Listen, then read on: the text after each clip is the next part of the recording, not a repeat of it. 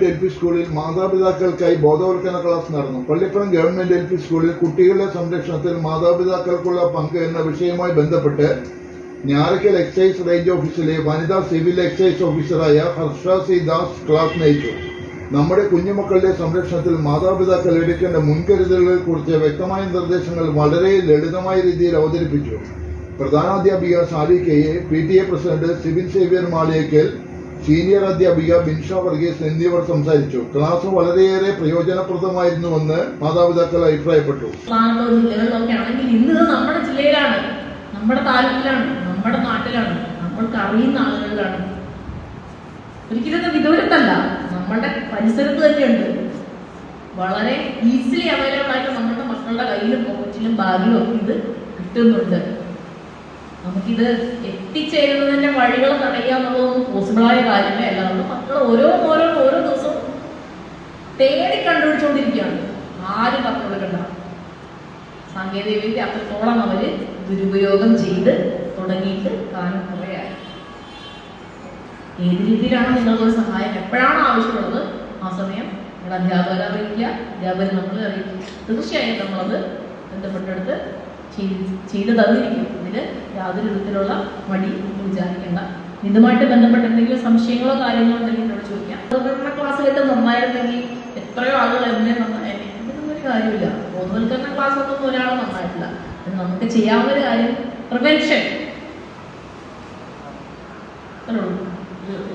വരാൻ പോകുന്ന ഒരു അപകടത്തിന് ഒരു മുൻകരുതൽ നമ്മുടെ കയ്യിലാണ്. ഇതൊക്കെയാണ് ഇതിന്റെ കാര്യങ്ങളെന്നൊരു തോന്നല്.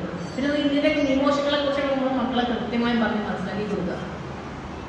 ചെറിയ രീതിയിലുള്ള മയക്കുമരുന്നുകളാണെങ്കിലും ലഹരി വസ്തുക്കളാണെങ്കിലും കയ്യിൽ വെക്കുന്നതും ഉപയോഗിക്കുന്നതും എല്ലാം കുറ്റകുറ്റം തന്നെയാണ്. ശിക്ഷയാണ്, നല്ല ശിക്ഷ കിട്ടുന്ന കുറ്റങ്ങളാണ്. ഇതൊക്കെ ഇത്രയൊക്കെ ഉള്ളൂ എന്നൊരു തോന്നലുണ്ട്. ഒന്ന് പിടിച്ചോണ്ട് പോയി അപ്പൊ തന്നെ വിടും, അല്ലെങ്കിൽ കുറച്ച് ദിവസം കഴിയുമ്പോൾ ജയിലിൽ കിടക്കണം, അത്ര തന്നെ ഉള്ളൂ. അങ്ങനെ ഒരു തോന്നലുണ്ട്. എന്ന് വിചാരിക്കണ്ട. വേണ്ടാത്തതൊക്കെ ആവശ്യമുള്ളതും ആവശ്യമില്ലാത്തതും കാണുന്നുമുണ്ട്, സ്വയം പഠിക്കുന്നുമുണ്ട്. യൂട്യൂബ് നോക്കി ഡ്രൈവിംഗ് പഠിക്കൊന്നും കേട്ടിട്ടില്ല. അതേപോലെ യൂട്യൂബ് നോക്കി പലതും നമ്മുടെ മക്കൾ പഠിക്കുന്നുണ്ട്, പലതും ചെയ്യുന്നുണ്ട്. അതൊക്കെ നമ്മളറിയണം എന്തൊക്കെയാണ് അവർ കാണുന്നത്, എന്തൊക്കെയാണ് അവർ ചെയ്യുന്നത്. വിശ്വസിക്കുക. ഒരിക്കലും വിശ്വാസം മുതലെടുക്കാനുള്ളത് അവസരം ഉണ്ടാക്കി കൊടുക്കരുത്. പിന്നെ ഒരാളെ നമ്മൾ പഴിചാരിയിട്ടൊന്നും കാര്യമില്ല. അവരുടെ കൂടെ പോയതുകൊണ്ടാണ്, അല്ലെങ്കിൽ അവരുടെ മുട്ട് കൂടിയതുകൊണ്ടാണ്, അവനത് കൊടുത്തതുകൊണ്ടാണ്, അവളത് കൊടുത്തതുകൊണ്ടാണ്, അങ്ങനെ വേറൊരാളെ പഴിച്ചതുകൊണ്ടൊന്നും ഒരു കാര്യമില്ല. അങ്ങനെ നമ്മൾ പഴിച്ച് അവസാനം എല്ലാവർക്കും കൂടി ഒരുമിച്ച് അങ്ങോട്ടും ഇങ്ങോട്ടും ചെടിവാരി അറിയാം. എവിടെ ഇരുന്ന് ഒന്നെങ്കിൽ പോലീസ് സ്റ്റേഷനിൽ വരാറുണ്ട്, അല്ലെങ്കിൽ എക്സൈസ് ഓഫീസിൽ വരാം, അല്ലെങ്കിൽ കോടതി. നമ്മുടെ മക്കളുടെ ജീവിതം കയ്യിൽ നിന്ന് പോയിട്ട് പിന്നെ ഇതിനെപ്പറ്റി പറഞ്ഞിട്ട് വല്ല കാര്യം. എന്തെങ്കിലും ഒരു കേസുമായിട്ട് ബന്ധപ്പെട്ട് ഞങ്ങൾക്ക് ഒരു ജോലി കിട്ടുന്നൊരു സാധ്യത ഉണ്ടാവില്ല, അല്ലെങ്കിൽ പുറമെ എവിടെയെങ്കിലും പോയി രക്ഷപ്പെടാൻ പറ്റാത്തൊരവസ്ഥ വരും. ഇതിൽ കുടുങ്ങിക്കിടന്നു പോകും. അതിന് നമുക്ക് നമ്മുടെ മക്കളെ രക്ഷിക്കണ്ടേ? അത് നമുക്ക് ഒറ്റ മാർഗ്ഗമേ ഉള്ളൂ. നമ്മുടെ മക്കളെ നമ്മൾ നോക്കുക. ഒരാൾ വന്ന് നമ്മുടെ മക്കളെ രക്ഷിക്കാൻ വേണ്ടി കാത്തിരിക്കാതിരിക്കുക. നമ്മൾ കയ്യിൽ നിൽക്കാത്തൊരവസ്ഥ വരുമ്പോൾ മാത്രം മറ്റൊരു രീതിയിലേക്ക് അറിയിക്കുക, എത്തിക്കുക. ഒരിക്കലും ഒന്നും മൂടി വയ്ക്കേണ്ട ആവശ്യമൊന്നുമില്ല. നമുക്ക് വന്നു പോയി, ഒന്നും ചെയ്യാനില്ല. നമുക്കത് അറിയിക്കുന്നവരെ അറിയിക്കുക. വേറൊരാൾ അറിഞ്ഞ് നാണക്കേടാവുമെന്ന് വിചാരിക്കുക. കാരണം നമ്മളെ കളിയാക്കുന്നവർ ഇതിന് വലിയ പ്രശ്നമാണ് നമുക്ക്. നമ്മളൊക്കെ നോക്കിയിരിക്കുന്ന അയൽക്കാരുണ്ടല്ലോ, അവരുടെ ചെക്കൻ അങ്ങനെയാണ്, അവരുടെ ചെക്കനെയാണ്, ഇതിനും വലിയ പ്രശ്നം അവരുടെ വീട്ടിലുണ്ട്. നമ്മളൊരു കേസുമായിട്ട് ബന്ധപ്പെട്ട് വീട്ടിൽ ചെന്നപ്പോഴേക്കും അമ്മ നമ്മുടെ വീട്ടിലേക്ക് കയറ്റുന്നില്ല. മോനെ അതുണ്ട്, കൃത്യമായിട്ട് ഇൻഫർമേഷൻ കിട്ടി, അവനത് ഉപയോഗിക്കുന്നു എന്ന് പറഞ്ഞാൽ അവൻ്റേതായിട്ട് പറഞ്ഞ സാധനം തന്നെ നമ്മൾ കണ്ടെടുത്തേക്കുക. അമ്മ വീട്ടിൽ കയറ്റില്ല നമ്മളെ. വെറുതെ എൻ്റെ മകനെ പറ്റി അനാവശ്യം പറഞ്ഞ് ഇവിടെ വരണമെന്ന് അത്രത്തോളം അടിയുറച്ച് വിശ്വസിക്കുകയാണ്. ഞാൻ വളരെ നിഷ്കളങ്കനാണ്, അതിതൊന്നും അറിയില്ല, അവരൊന്നും കണ്ടിട്ടില്ല എന്ന് വളരെ വ്യക്തമായിട്ട് അമ്മ നമ്മുടെ മുഖത്ത് നോക്കി പറയാണ്. ആലോചിച്ച് നോക്കി എത്രമാത്രം ആഴങ്ങളിൽ വേരുറച്ച് നിൽക്കുകയാണ് അമ്മയുടെ മകന്റെ മേലുള്ള വിശ്വാസം. അങ്ങനെയാണ് ഓരോ പേരൻസും. എല്ലാവർക്കും പെണ്ണാച്ചൻ അമ്മയ്ക്ക് ഏറ്റവും നല്ല മകള് ഞാനാണ്. അതുപോലെ എല്ലാ ആളുകൾക്കും അങ്ങനെയാണ്. നിങ്ങൾക്കും അങ്ങനെ തന്നെയാണ്. ഏറ്റവും നല്ല മകൻ, ഏറ്റവും നല്ല മകള് നിങ്ങൾ തന്നെയാണ്. കാക്കയ്ക്ക് തൽമൂഞ്ഞി വെറുതെ ഒരു ദിവസം പോട്ടെ എന്ന് വിചാരിക്കാം, 2 ദിവസം പോട്ടെ വരില്ല, 3-ാം ദിവസം ഉറപ്പായിട്ടും ചോദിച്ചിരിക്കും. അതുപോലെ ഇത് ചോദിക്കാൻ എത്ര പേരൻസിന് ധൈര്യം ഉണ്ടാവും? ഇത്ര നേരം നീ എവിടെ ആയിരുന്നു ചോദിച്ചാൽ അങ്ങനെ ചോദിക്കാൻ ധൈര്യം എത്ര പേരൻസിൻ്റെ കൂടെ? എത്ര നേരം നീ എവിടെ ആയിരുന്നു ചോദിക്കാൻ? അങ്ങനെ ചോദിക്കണം. നമ്മുടെ മക്കളോടത് ചോദിക്കാൻ പറ്റില്ല. പിന്നെ നമ്മൾ ആരോടാ ചോദിക്കണേ? നമ്മളല്ലേ അവരെ വളർത്തുന്നേ. ചോദിച്ചോടെ അവരോട്. ഇപ്പൊ പറയും അവരൊക്കെ എന്റെ വ്യക്തി സ്വാതന്ത്ര്യത്തിനൊരു വിലയില്ലെന്ന് ചോദിക്കും. ഈ പറയുന്ന വ്യക്തി നമ്മുടെ അല്ലേ? ശരിയല്ലേ? എന്നിട്ട് നാളെ നല്ലൊരു വ്യക്തിയാക്കി എടുക്കട്ടെ നമുക്ക്. അവനോട് ഈ പ്രായത്തിൽ അല്ലെങ്കിൽ നമ്മളോട് ഈ പ്രായത്തിൽ ചോദിച്ചിട്ട് നമുക്ക് എപ്പോൾ ചോദിക്കാൻ പറ്റും? ഒരു 25 വയസ്സ് കഴിഞ്ഞ ശേഷം നമുക്ക് ചോദിക്കാൻ പറ്റില്ല എത്ര നന്ദി എവിടെയായിരുന്നു. അവളെ നമുക്ക് ചോദിക്കാൻ പറ്റുള്ളൂ. ഇത്ര നേരം, ഒരു ദിവസം വൈകി, 2 ദിവസം വൈകി, 3-ാം ദിവസം കൃത്യമായി നിങ്ങൾ ചോദിക്കണം, ഇത്രയും സമയം നീ എവിടെയായിരുന്നു, നീ ആരുടെ കൂടെ ആയിരുന്നു, നീ എന്താ ചെയ്തുകൊണ്ടിരുന്നത്? തീർച്ചയായിട്ടും ചോദിക്കണം. അതിലൊന്നും യാതൊരു പണി വിചാരിക്കണ്ട. നമ്മൾ വിചാരിക്കും നമ്മളങ്ങനെ ചോദ്യം ചെയ്ത് കഴിയുമ്പോൾ നമ്മുടെ മകനെ കൊച്ചിന് നമ്മളോട് ദേഷ്യം ഉണ്ടാവും, അവൻ ഇനി വീട്ടിൽ വരാതിരിക്കുമോ, അങ്ങനത്തെ തോന്നലുണ്ടാവും. പിന്നീട് ഒരിക്കലും അവൻ വീട്ടിലേക്ക് വരാതിരിക്കുന്ന അവസ്ഥ വരുന്നതിനേക്കാൾ നല്ലതല്ലേ തുടക്കത്തിൽ തന്നെ ചോദ്യം ചെയ്യുന്നത്? ചോദിക്കേണ്ട കാര്യങ്ങൾ ഉറപ്പായിട്ടും ചോദിക്കണം. എങ്കിൽ മാത്രമേ നമ്മുടെ മക്കൾ അനാവശ്യ കാര്യങ്ങളിലേക്ക് വിളിച്ചോട്ട് പോകുന്നവരുടെ മുഖത്ത് നോക്കി എനിക്കിതിന്റെ ആവശ്യമില്ല, എന്നെ കാത്ത വീട്ടില് 2 ആളുകളുണ്ട് എന്ന് ധൈര്യമായിട്ട് അതിനോട് വളരെ ആർജവത്തോടു കൂടി ഒരു നോ പറയാൻ നമ്മുടെ മക്കൾക്ക് പറ്റണമെങ്കിൽ ഇത്രയും വിശ്വാസമുള്ള സംരക്ഷണം കിട്ടുന്ന ഒരു ഇടം ഉറപ്പായിട്ടും നമ്മുടെ വീട് തന്നെയായിരിക്കും. മക്കളെ ഏറ്റവും കൂടുതൽ സമയം ചെലവഴിക്കുന്ന വീട് കഴിഞ്ഞാൽ പിന്നെ സ്കൂളിലാണ് അല്ലേ? നമ്മൾ ഒരു വിശ്വാസത്തിലാണ്. ഉറപ്പായിട്ടും ഞങ്ങളെ അറിയിക്കും. ഏത് തരത്തിലുള്ള സഹായം നിങ്ങൾക്ക് ആവശ്യമുണ്ടെങ്കിലും നമ്മൾ ചെയ്തു കൊടുക്കും. പിന്നെ മക്കളുടെ കാര്യം, അവരുടെ സുഹൃത്തുക്കൾ ആരൊക്കെയാണെന്ന് കൃത്യമായി വ്യക്തമായി അറിയില്ല. അവരാരെയൊക്കെ വിളിക്കുന്നുണ്ട്, ആർക്കൊക്കെ മെസ്സേജ് ചെയ്യുന്നുണ്ട് എന്ന് പറഞ്ഞാൽ അവർ പോകുന്ന പുറകെ എല്ലാം നമ്മളിങ്ങനെ സീഡിയെ പോലെ നോക്കി നിന്ന് എന്താ എന്നെ ഒരു തരത്തിലും ജീവിക്കാൻ സമ്മതിക്കില്ല, എനിക്ക് എപ്പോഴും ഇങ്ങനെ കാവലാളായിട്ട് ആളുകൾ നിൽക്കുകയാണ്. അങ്ങനൊരു സംശയത്തിൽ തന്നെ ഒരിക്കലും അവർ നോക്കരുത്.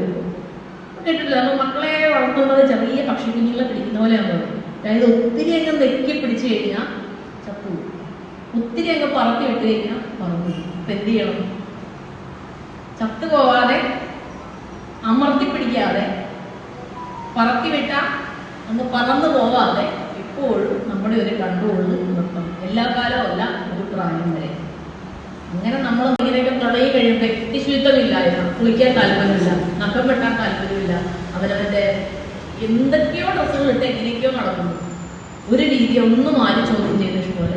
ഏറ്റവും ബേസിക് ആയിട്ട് ഒരു കുട്ടി അങ്ങനെ തുടങ്ങിക്കഴിഞ്ഞാൽ ബേസിക്കായിട്ടുള്ള കാര്യങ്ങളാണ്. അവിടെ മുതൽ നമ്മൾ ആലോചിച്ചു നമ്മുടെ മകൻ അല്ലെങ്കിൽ മകൾക്ക് എന്തോ പറ്റിക്കൊണ്ടിരിക്കുകയാണ്. പ്രൈമറിയാണ്, ഏറ്റവും ബേസിക് സ്റ്റേജാണ്. കുറച്ചുകൂടി കഴിഞ്ഞാൽ നമ്മുടെ കയ്യിൽ പോയി പിന്നെ നമുക്ക് പിടിക്കാൻ പറ്റാത്തതിലേക്കാവും. ഒരു ഡ്രഗ് അഡിക്റ്റായ ഒരു വ്യക്തിയെ സംബന്ധിച്ചിടത്തോളം നല്ല വിടർന്നൊരു പേപ്പർ, നല്ല ഭംഗിയുള്ള നല്ല വെളുപ്പൊരു പേപ്പർ നമ്മൾ നന്നായിട്ട് ചുരുട്ടുകയാണ്. ചുരുട്ടി എത്ര കണ്ട് നമുക്ക് ചുരുട്ടാമോ അത്ര കണ്ട് നമ്മൾ ചുരുട്ടി മടക്കി ഒഴിച്ചു. അതിനുശേഷം നമ്മൾ നന്നായിട്ട് നിവർത്തുകയാണ്. ഡ്രൈ ബോക്സ് വെച്ച് നന്നായിട്ട് തേച്ച് വൃത്തിയാക്കി നിവർത്തി എങ്കിലും ഒരു ചുളിവ് അതിൽ ഉറപ്പായിട്ടും അവശേഷിക്കും. അതുപോലെ തന്നെയാണ് ഡ്രഗ് അഡിക്റ്റ് ആയിട്ടുള്ള ആളെ കൊണ്ടുപോയി നമ്മൾ ട്രീറ്റ് ചെയ്താലും കൗൺസിൽ ചെയ്താലും നമ്മൾ കൊണ്ടുപോയി ഡി അഡിക്ഷൻ സെന്ററിലാക്കിയാലും അതുപോലെ തന്നെയാണ്. നിങ്ങളിട്ടുള്ള മദ്യപാനത്തിന് അഡിക്റ്റ് ആയ ഒരു വ്യക്തിയെ സംബന്ധിച്ചിടത്തോളം എത്ര അതിൽ നിന്ന് മോചിതനായതിനു ശേഷം രണ്ടാമത്തെ ഒരാളുകളില്ലാതെ ആ വീട്ടിൽ ചെന്ന് പറഞ്ഞു കഴിഞ്ഞാൽ അത് ഏറ്റെടുക്കാൻ എൻ്റെ അച്ഛനോ അമ്മയോ ഉണ്ട് എന്നുള്ള ആ ഒരു ധൈര്യം, ആ ഒരു വിശ്വാസമാണ് ഏറ്റവും ആദ്യം ഓരോ മക്കൾക്ക് ഉണ്ടാക്കി കൊടുക്കുന്നത്. ഇത് നമുക്ക് എന്തെങ്കിലും ഒരു ആപത്ത് സംഭവിക്കുന്നതിന് മുമ്പ് നമുക്ക് ചെയ്യാൻ പറ്റുന്ന ആദ്യത്തെ ഒരു പ്രിക്കോഷനാണ്. സപ്പോസ് എന്തെങ്കിലും ഒരു സംശയം നിങ്ങൾക്ക് തോന്നിത്തുടങ്ങും, നിങ്ങൾ എങ്ങനെയാ മനസ്സിലാക്കുക നമ്മുടെ ഒരു മകൻ അല്ലെങ്കിൽ മകൾ ഇത് ഉപയോഗിക്കുന്നുണ്ടെന്ന്? ഏത് രീതി നിങ്ങൾക്ക് മനസ്സിലാക്കാൻ കഴിയും? അതൊക്കെയാണ് നമ്മൾ അറിഞ്ഞിരിക്കുന്നത്. എങ്ങനെ നമുക്കറിയാം? ഇത്തരത്തിലുള്ള ക്ലാസ്സുകൾ കൊണ്ട് നമ്മൾ ഒരു 100 കാര്യങ്ങൾ പറയുമ്പോൾ അതിലൊരു 50 കാര്യങ്ങൾ നിങ്ങളുടെ മനസ്സിലൂടെ പോവുകയാണ്. 25 കാര്യങ്ങൾ നിങ്ങൾ ഓർത്തിരിക്കുകയാണ്. 10 കാര്യങ്ങൾ പോയിട്ട് ഒരു കാര്യമെങ്കിൽ നിങ്ങൾക്ക് നോട്ടീസ് ചെയ്യാൻ പറ്റുവാണെങ്കിൽ നമ്മൾ 1 മണിക്കൂർ സംസാരിക്കുന്നതുകൊണ്ട് എന്തെങ്കിലും അർത്ഥമുണ്ട്. പറയുന്നത് ക്ലിയറല്ലേ? മനസ്സിലാവുന്നില്ലേ? അപ്പൊ എങ്ങനെയാണ് നിങ്ങൾ ഇപ്പോൾ ഒരാൾ ഡ്രഗ് അഡിക്റ്റ് ആണ് അല്ലെങ്കിൽ ഡ്രഗ് യൂസ് ചെയ്യുന്നുണ്ട് എന്ന് നിങ്ങൾക്ക് എങ്ങനെ മനസ്സിലാക്കാം? ഏറ്റവും പ്രാരംഭഘട്ടത്തിൽ വളരെ ബേസ് ആയിട്ടുള്ള, വളരെ ബേസിക് വിദ്യാഭ്യാസമുള്ള, ബേസിക് ആയിട്ട് വളരെ സാധാരണക്കാരായിട്ടുള്ള ഒരു പേരന്റ് ഇതെങ്ങനെയാണ് മനസ്സിലാക്കി തുടങ്ങുന്നത് എന്നൊരു ഐഡിയ ഉണ്ടോ? ഒരു അക്രമാസക്തനായി അല്ലെങ്കിൽ എക്സൈസുകാർ പിടിച്ചോണ്ട് പോയി, പോലീസുകാരെ പിടിച്ചോണ്ട് പോയി, അവര് പറയുകയാണ് ഇത്ര കാലമായിട്ട് നിങ്ങളുടെ മകൻ അല്ലെങ്കിൽ മകൾ ഉപയോഗിക്കുന്നു എന്ന് പറയുന്നതിന് മുന്നേ നിങ്ങൾക്ക് എങ്ങനെ വ്യക്തിപരമായി ഇയാളുടെ സ്വഭാവത്തിൽ ഉണ്ടാകുന്ന മാറ്റങ്ങൾ തിരിച്ചറിയാൻ കഴിയും? നമ്മൾ ഏറ്റവും ആദ്യം അറിഞ്ഞിരിക്കേണ്ട ഒരു കാര്യം അതാണ്.